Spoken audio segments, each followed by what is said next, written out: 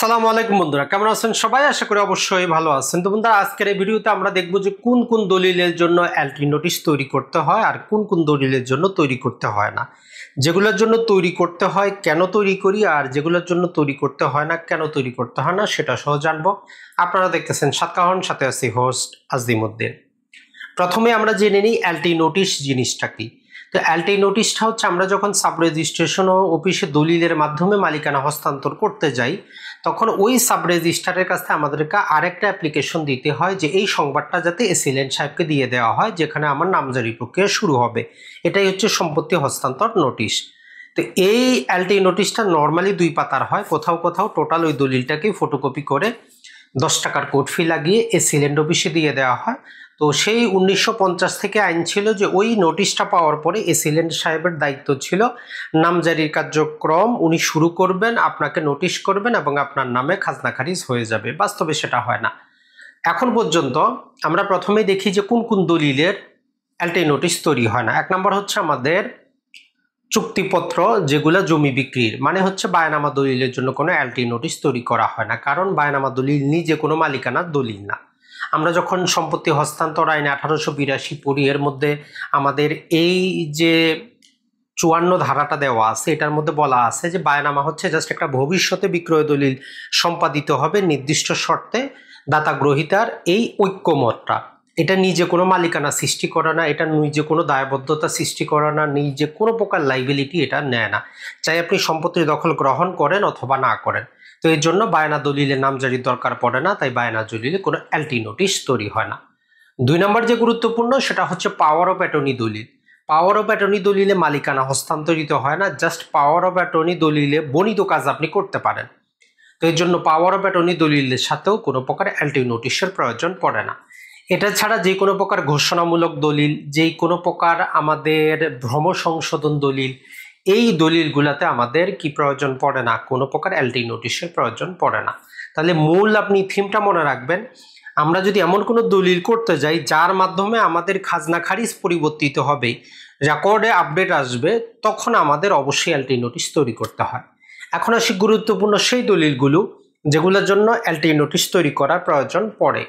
Number 1 সবচেয়ে বেশি যেটা, সেটা হচ্ছে সেল ডিড, যাকে আমরা সাব কবলা, খাস কবলা, খুশ কবলা, বিক্রয় কবলা, শুধু কবলা এগুলো নামে অবহিত করে থাকি। বাংলাদেশে সবচেয়ে যে দলিলটা কার্যকরী বলতে পারি, দামি দলিল বলতে পারি, আইনের কাছে টিকবে বলতে পারি, সেটা হচ্ছে সেল ডিড। তবে এই দলিলে খরচ সবচেয়ে বেশি।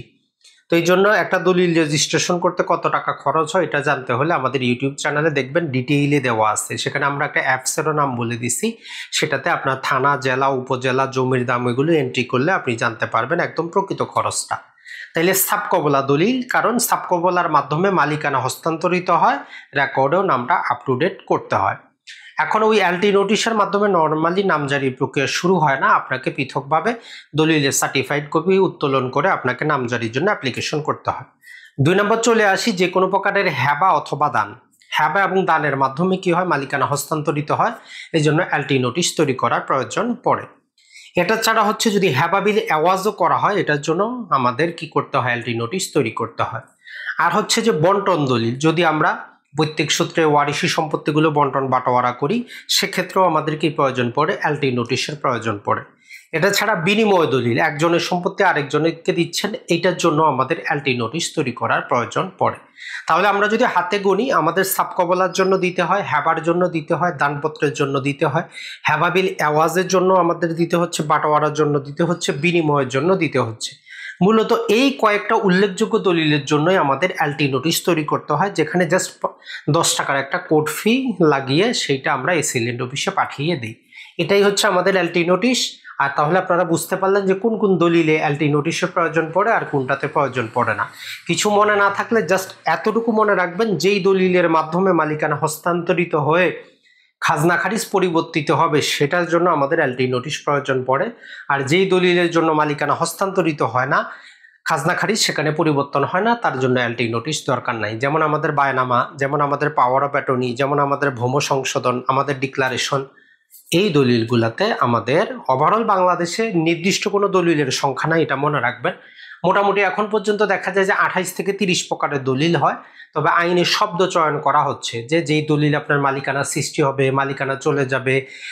ও আরেকটা যেটা বন্ধকি দলিল, বন্ধকি দলিলেও আমাদের কোনো প্রকার এলটি নোটিশ কি করে না, প্রয়োজন পড়ে না। ইজারা দলিলে আমাদের প্রয়োজন পড়ে না।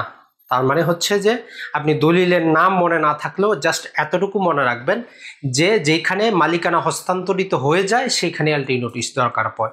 ইজারা দলিলে আপনি আপনার জমি ফেরত পাবেন, বন্ধক দলিলে আপনার সম্পত্তি ফেরত পাবেন, পাওয়ার অফ অ্যাটর্নি দলিলে উনি কাজ না করলে সম্পত্তি ফেরত পাবেন। তো ওই জন্য আপনার কি হয় না, এলটি নোটিশের দরকার পড়ে না। সাতকাহনের সাথেই থাকবেন আপ টু ডেট ভূমি নলেজগুলো পাওয়ার জন্য। আসসালামু আলাইকুম।